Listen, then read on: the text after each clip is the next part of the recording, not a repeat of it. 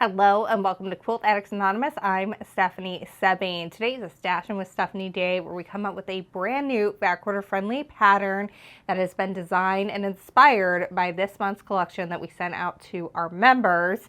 And it's always fat quarter friendly. It is so much fun. We have so many patterns at this point that are fat quarter friendly, between the ones that you can get as part of the club and that are in my two books, Fat Quarter Workshop and Fat Quarter Patchwork Quilt. You can bust that stash when you become a member and get access to all those patterns.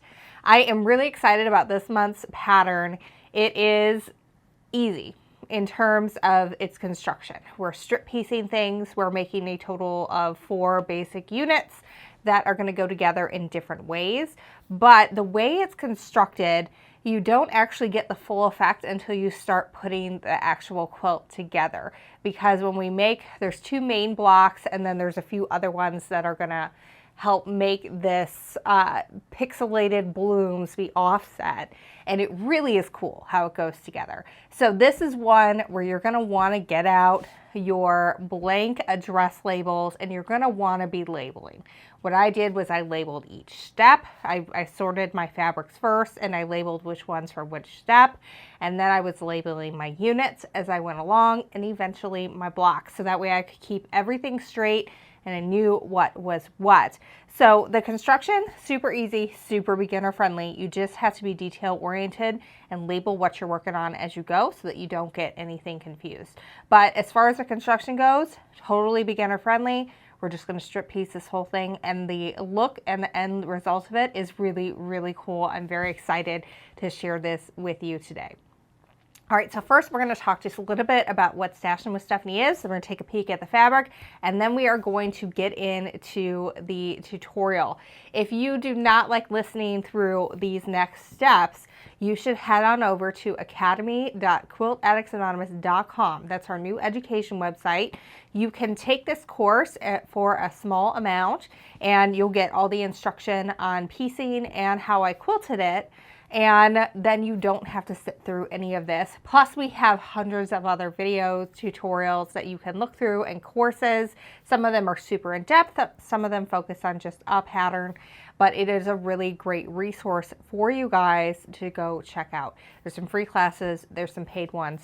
There's so much for you to learn and make yourself a better quilter. Especially if you are on maybe a little bit of a fabric fast right now. That's a great way to continue to support us, is by going over there and taking a course and using your stash, because then we can still teach you something, we can still make a little bit of money to keep all the lights on and everybody paid, and you get to be a little bit more budget conscious and use your stash.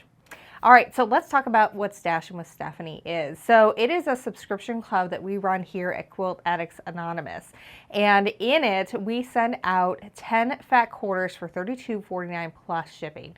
It's usually about a $40 value. It varies a little bit from month to month on what the actual value is, depending on what the actual fabric manufacturer is charging for that. But right off the bat, you're saving about 20% on that fat quarter bundle. Now, 10 fat quarters is not really enough to make a full quilt unless you're going to be making a crib size. So what we do is we also offer something called a finishing kit that you could get or not, depending on if you like that month's fabric or you're really jazzed about the project. What it is it's the 5 fat quarters that you did not receive that were part of the collection, plus your background and binding. So when you combine your finishing kit with your bundle, then you have 1, the full collection, and 2, everything you need to make that month's quilts. You never have to get it, but you certainly can. You get 20% off of that, as well as any additional fabric you get from that month's line. So say you have a different project in mind, you can absolutely go get what you need. You can get some coordinating backing. You can add a border if you want. There's always extra fabric, almost always extra fabric, and you can do whatever you want with it. You don't have to always do the project we want. And you don't always have to get extra fabric. If it's a month where you're like, this isn't my style, I'll use it for a little something to gift somebody, totally fine. You don't never have to get anything extra. Or, you know, you get busy and you just don't think you have time to work with that month's project. So that is just some of the things that you get with it. You also are going to get a pattern every single month to go with it. When you join, you get access to, you can pick any 12 PDF patterns that we've designed for Stashing with Stephanie. And then every month after that, you get 2 more. And that means you can get the new pattern plus one that you didn't get with your first 12. And then once you've been a member for 6 months, you get access to all of them.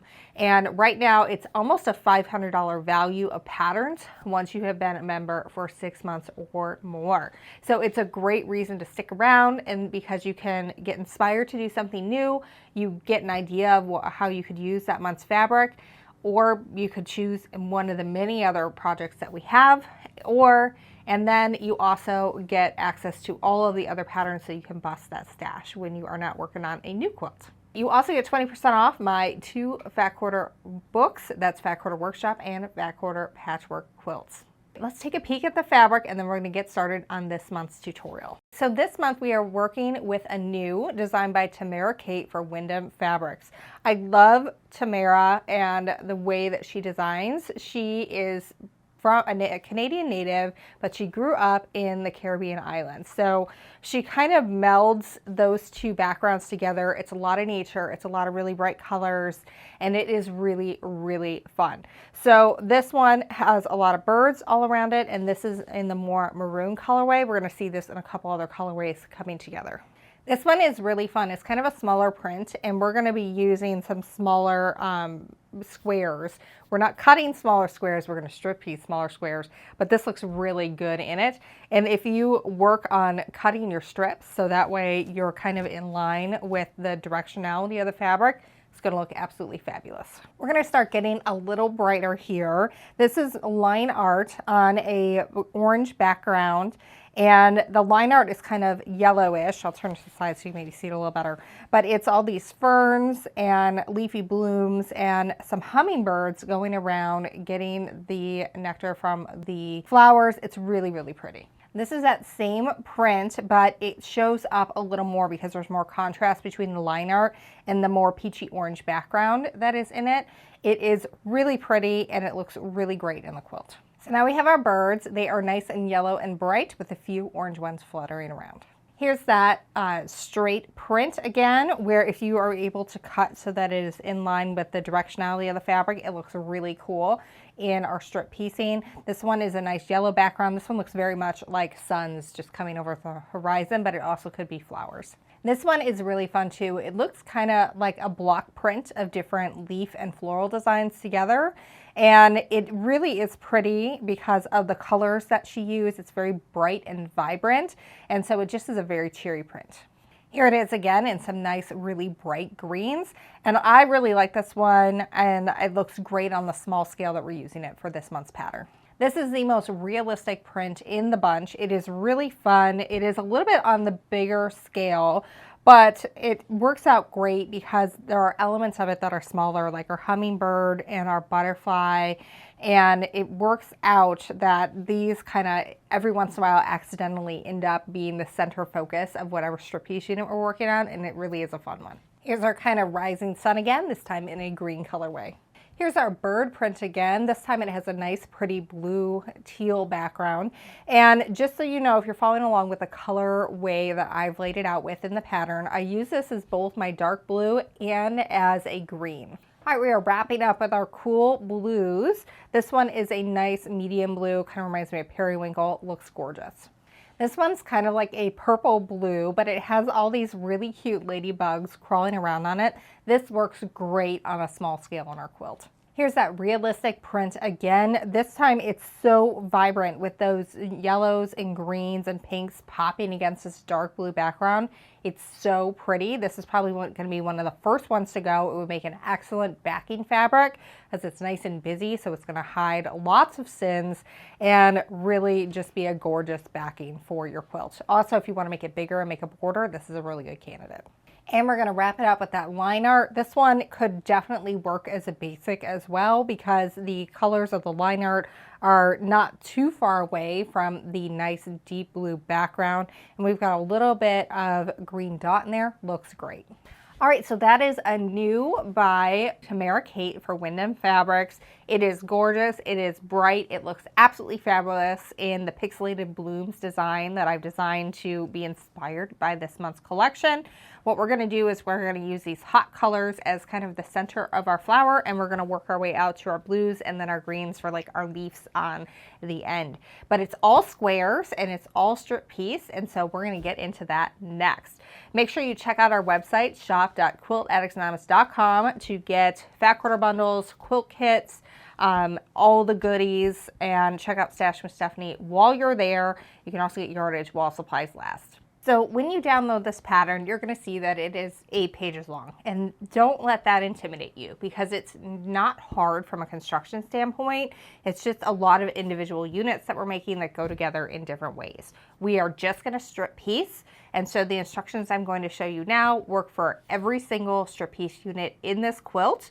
It's just you have to pay attention to what color you're using if you want it to turn out like mine. If you don't care about color placement, then you can do whatever you want and just make sure the background fabric is where it's supposed to be and the fat quarter fabric is where it's supposed to be, and it can be scrappy and beautiful and whatever. But if you want it to look kind of like a flower bloom where we have those hot colors in the center and the cool on the outside, do pay attention to that color placement. And like I said, when I did mine, I went through and picked out which strips I was going to use for every single step before I started anything. I had everything lined out and ready to go. That way I could see where I maybe was going to have a problem and make sure that I had everything allocated the way that I wanted it to be in the end. So I'm going to give you the instructions for how to strip piece. We go over this in detail in the first 3 steps. And then it just tells you to repeat those again and again and again with different color combinations. So the color combination I'm using right now is actually for step 18, but like I said, the instructions are the absolute same no matter what you're doing. We're going to start with 2 units here, and these are fat quarter strips. So they are cut down to about 21 inches wide. Whenever I say that, that doesn't mean you have to cut it exactly to 21 inches. It just means that in order to get enough fabric when we are cutting it apart for strip piecing, you need to have about 21 inches of usable fabric between where the selvage ends and where your cut edge is. So if you have a fabric that maybe hasn't been cut very carefully and it's kind of short at the top, or there's a super fat selvage, just pay attention to that and be really careful if it's going to be a little tight. Also, you may want to get a little bit of additional fabric if it turns out that it's super tight and you think you're going to be going over. But by no means do you have to cut it exactly to 21 inches long. That's just so that people don't cut across the 18 inches of the fat quarter, so that people know that we're cutting across the width of the fabric and not the length, because that can be confusing to some people. All right, so I'm going to start by laying these out according to the directions in the pattern in terms of where things should be. I've got my lighter blue on top and my darker blue on the bottom. So again, just pay attention to the diagrams. They're in full color according to the pattern to help make things easy for you. Now I'm going to flip these guys right sides together, and one thing I like to do is keep my selvages all at the same end, because if you think about it, so let's say you've got 2 really fat selvages and you sew them together like this. Well, you might have had 21 inches of usable width, but now we're talking about usable width between here and here, and that might not be 21 inches. So what I like to do is keep those together, and then I line up my selvage edges so that those are nice and even when I get going.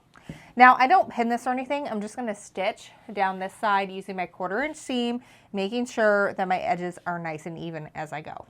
All right, so I've got the edge of my fabric lined up with the edge of my presser foot, and my sewing machine is set to sew a 1/4 inch stitch. If you don't know how to sew a 1/4 inch stitch accurately, we have a free lesson that shows you 3 ways to do it, depending on what your sewing machine has and its capabilities or what kind of foot you have. And that's part of our beginner quilting series that you can watch at academy.quiltaddictsanonymous.com. The lesson is free to watch along with the entire course. So make sure you do that if you have trouble with your 1/4 inch seam. But I'm going to go ahead and get started on that. And what I do when I'm strip piecing is I kind of lift up my strips and I just line up those edges, and then I'll put my finger down at the edge of my throat space of my sewing machine, and then I just let the feed dogs pull it up. And when my finger hits that presser foot, then I repeat the process, line everything up, and I keep doing that until I've gotten through my whole strip. So now I'm going to press my strip open. And to do that, I'm going to open up that seam with my fingers, and then I put the tip of the iron right in the middle of the seam, and I usually keep 3 or 4 fingers ahead of the iron, kind of finger pressing it as I go. Now I love pressing my seams open all the time, but especially for strip piecing, because I find it helps keep everything straight, because when you're doing this to press to one side, sometimes it tends to kind of curve up on you, and then you have issues where, you know, things aren't square when you're trimming it up at the next step. So that's a problem. And also, if you've ever had a problem where you know you've cut to the right size, you know you sewed a 1/4 inch seam, you know you had your edges lined up, but when you go to put these together and one side is shorter than the other, it's because when you flip that seam under to press it under, it took up just the teeniest little bit of space, and now your strips are not the same size anymore. And so that's why I really like pressing seams open, because you don't lose any of that. And look at how nice and straight the seam is. It's going to be a breeze to trim up. And once I press from the back, I like to press from the front as well. And this wool pressing mat is just absolutely fantastic for getting a really nice flat seam. All right, so now it's time to trim this down. And there's a couple things we want to pay attention to here. One, I need to cut this to 2.5 inches wide. So I'm going to make sure that my 2.5 inch mark is just past where that selvage ends. And I have an inch line exactly even on the seam. That's what's going to keep this square when we go to sew it together. If we have a cockeyed, then it's not going to work out. So make sure that it is square on both sides. And once you're good to go, we're going to go ahead and cut that.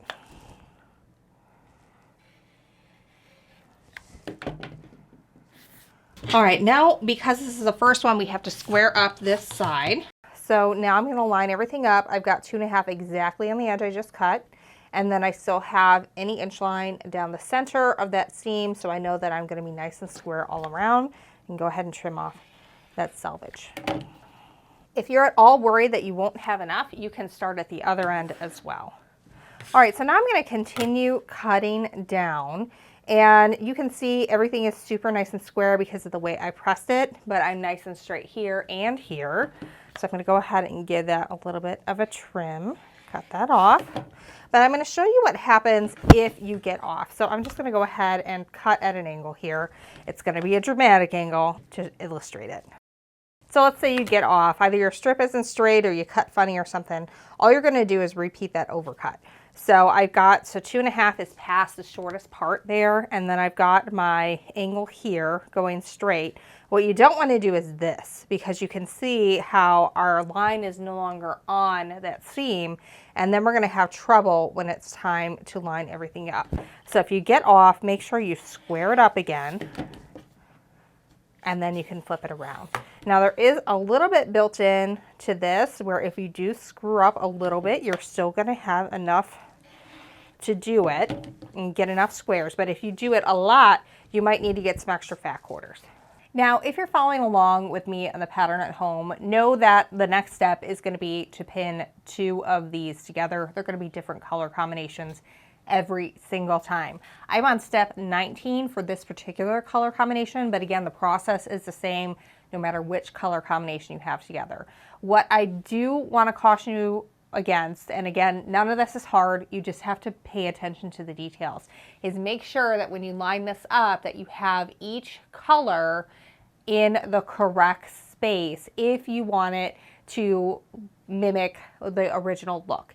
Even if you are going scrappy, always make sure that your background is in the right space. There was one set of these that I was supposed to sew together the insides, and I accidentally sewed together the outsides. It took 20 minutes to sew, 2 hours to fix. So just make sure that you're paying attention so that you don't have to do a bunch of ripping, because that's no fun. All right, so what we're going to do here is we're going to flip these guys right sides together. This is the way it is orientated within the pattern. What I like to do though, for my own sanity, I like to always have the seam I'm working with be like parallel to my body. So what I do once I have it orientated the correct way, and I know I do, I flip it so that I can just flip the top one down like that. When you have your seams pressed open like this, what you're going to do is you're just going to line your seams right up on top of each other. And it is easier to do when you have like a clearly defined one like this, where the colors are very different on both sides. One's much lighter than the other. And then what I do is I always pin in the right side of that seam allowance, right where I'm going to be stitching. As when I sew, I'm going to start up here, and then I'm going to stop with my needle down in the first half of that seam allowance. Only then am I going to take this pin out, because that is going to allow me to kind of use the needle down as my pin and keep those points right on top of each other like that. So I'm going to go ahead and just go through and pin the rest of these for my stack, and then go ahead and chain piece them. So you'll notice I only pin my center seam. What I do when I'm sewing this is I just line up my corners when I get started and slide that underneath my presser foot, and then I'll get started. Sometimes there's a little bit of variance and you have to ease in a little bit between there. It usually isn't very bad. All right, so I'm gonna go ahead and sew until my needle's down in that first half of the seam allowance like we talked earlier, and only then do I remove my pin. That'll help keep this in alignment because that needle kind of acts like a pin. So then I can line up my corners at the bottom. I put my finger on top of them, and I just sew until I reach the top.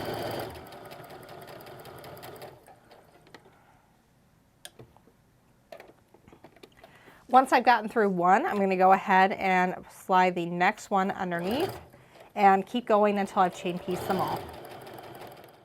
So now we're going to take and press these open as well.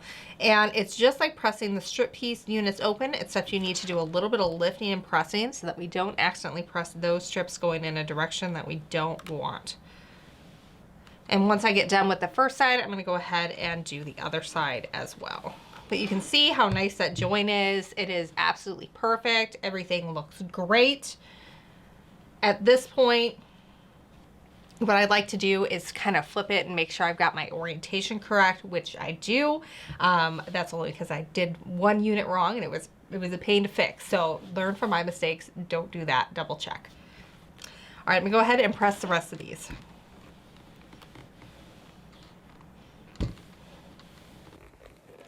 One other thing I do at this step is when I'm stacking everything, I'm making sure to keep it in the correct orientation, so that way I don't have to think too hard when I get to the next step of joining it to the next unit. Now, one thing I did to try to make things a little bit easier to keep them straight, because like I said, piecing is easy. We've done the worst part of the piecing. We have strip pieced a 4-patch. Super simple, right? But you've got to keep track of what's what. So what I did was for each color combination, I gave it a unit name, and it's a unit number that goes with it. And then once we get to the blocks, those are block letters. So that way we can kind of keep them separate a little bit more, and you know that you're making progress. So this particular unit is unit 8. So what I like to do is just get blank address labels, and then I use them when I am quilting to kind of keep track of what's what when it matters where things go. So that's what I did with this one. So this is unit 8, and I can set it to the side until I'm ready to do the next step, which we're going to do right now. So now I told you I set everything aside and I labeled everything before I got started. So I knew that these squares were going to be for step 20 and they're going to go with unit 8. So when I look at my diagram, I know that I've got everything aligned correctly. I know I've got the right unit, and I know I've got the right background squares, and I'm good to go. So sometimes, even though it takes a little bit to get organized at the start and stay organized as you go, it makes it so much easier and was going to save you a ton of time as you work. So now what I need to do is sew these guys right sides together. I'm going to chain piece them all just like I did before, and then we will have completed our unit 9, which is what we're going to use to assemble our block. Now for these, I do not pin. I'll just flip them together because we're really only dealing with a 4.5 inch length here. If you are a newbie or you feel like you need to pin, by all means do. What I do is I just get that first corner lined up and I start sewing, and then I make sure my bottom corner is lined up, and I just hold a pointer finger on top of it. And that helps me keep everything where it needs to be for the short length of time that I'm sewing. I don't do that for everything, but with something this small, I certainly can get away with it. But again, I've been sewing for a long time, so if you haven't, maybe consider pinning.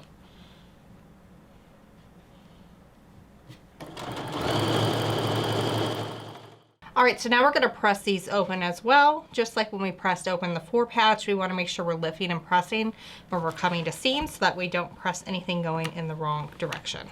And again, I always press from both sides. All right, now that we have our background square attached to our unit 8, it has become unit 9. So I'm going to go ahead and label that because it's going to make life a lot easier for the next steps, which is actually assembling our blocks. Like I said, it is all easy. We are essentially making 4 different units and they go together in different combinations. And that is what creates our different blocks. And the block kind of comes together as you assemble your quilt, which I'm going to be able to show you in the next steps here. But let's get block A lined up so you can see what I'm talking about. So for block A, we're going to start with unit 2, unit 5, unit 7, and then we're going to end up with unit 9 on the bottom. So you can see here's one big chunk of the block and here's another chunk that will complete a block once we attach it to something else. So what we're going to do next is we're going to sew our unit 2 and 5 together and our unit 7 and 9 together, and then we're going to join the 2 halves to create block A. But essentially these are just going to go together in different combinations, but these are the main units that we're going to create in order to create the different blocks that we need for this quilt. So just pay attention. You're going to be able to do this, I promise. There are a few other blocks that go around the top row, the left top column, or the left column, and then the bottom row. And those come in a little bit different combinations, so do make sure you're paying attention to your directions. But the majority of the blocks you're going to use for this quilt are A and B, and so I'm going to sew together A on camera here. All right, so to join unit 2 and unit 5, we don't have any seams to worry about here, but we do have a seam right here that needs to join, and then of course the center of our block. So that's where I'm going to pin on this one.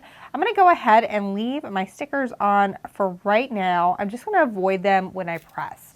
I've never had a problem if I've accidentally pressed over the adhesive strips, but I don't want there to be a first time. So generally what I do is I either take them off if I can remember what's what, or I avoid them altogether. So I've got that together and that's ready to sew. And here is unit 7 to unit 9. For this one, we just have our center one to worry about because we are putting background squares against our strip piece unit, so we don't have to worry about that. Again, if you are a newbie and you are worried about your edges lining up, go ahead and put pins in at the corners as well, right here and here, but that's totally up to you and your preferences. So I'm going to go ahead and chain piece these on the sewing machine.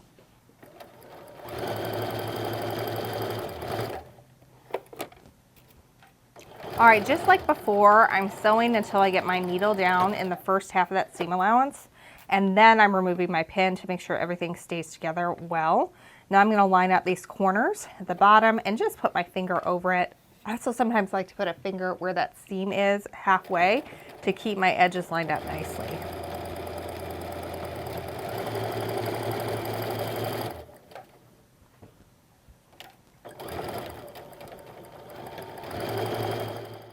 All right, I'm going to go ahead and peel off my labels because I know what's what now, and I also don't want to accidentally iron over that adhesive and have it potentially have a problem getting off later.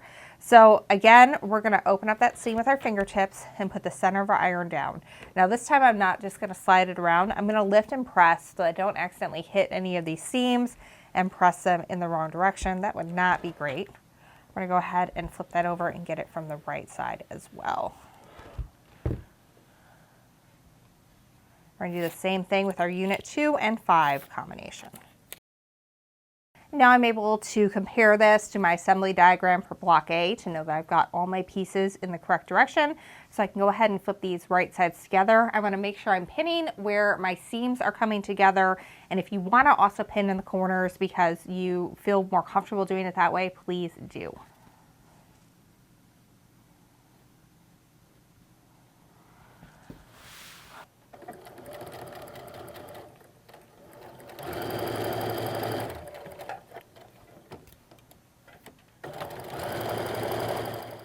All right, it's time for a press and our final block reveal.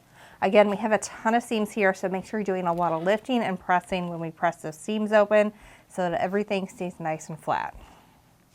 Now, one final step I really like to take, I hate using steam in my iron because I feel like every time I do that, eventually it spits out gunk and gets your fabric nasty. So what I use instead is a spray mister. We have these on our website, shop.quiltaddictsanonymous.com.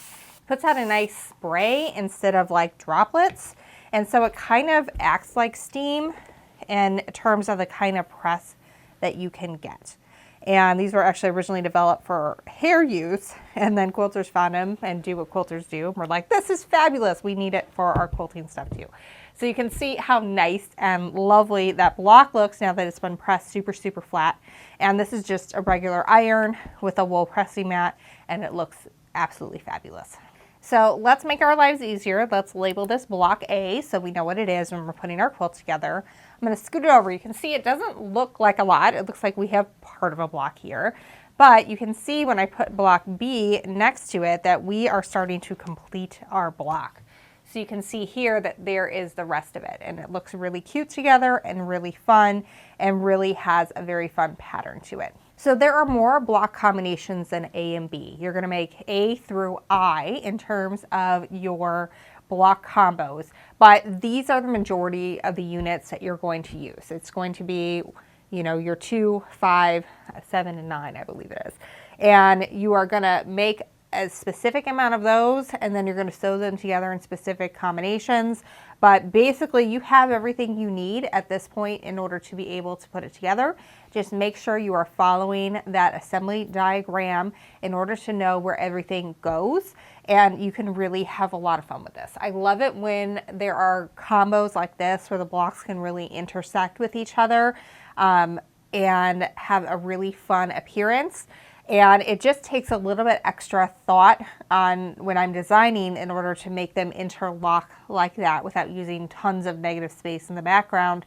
But it really is fun. I love how this turns out. I love how it looks in the final quilting. And it really is absolutely fabulous. And if you do not want to fuss with getting your fabrics in like the exact spot that I did, you don't have to. You can just go scrappy with this whole thing. But if you do want to have it look like where the center of the block is like a flower, and like that's the area where the pollen is, and then as you go out you have your different colored floral petals and then your leaves, and have it really look like a pixelated bloom. The pattern does tell you what to put where in terms of color, and the breakdown of color in terms of how many fat quarters you need and how many strips you need in order to accomplish that from your fat quarters. But again, if you just want it to be scrappy and like you want like a blue and purple quilt that's all pixelated like this, that's totally fine too. You can do whatever you want. It is your quilt.